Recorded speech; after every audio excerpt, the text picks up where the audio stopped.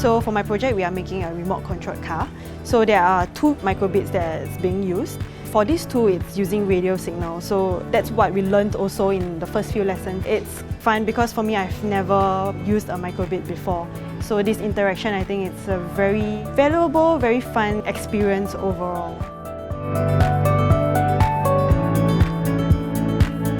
My project is about a bear and 6 buttons on its chest. So basically when you press corresponding buttons, there'll be audio. It'll say whether it's a letter A, B, C and so forth and so forth. In my project, basically we had to code each buttons. If you press in a certain sequence, then the audio.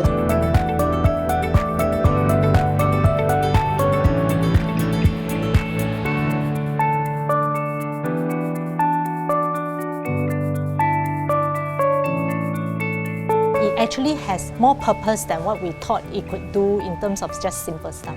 We learned Braille a bit, and we learned that we have to do 3D printing, so we actually pick up some 3D printing skills thanks to the Pixel Lab manager who did the briefing for us as an exception.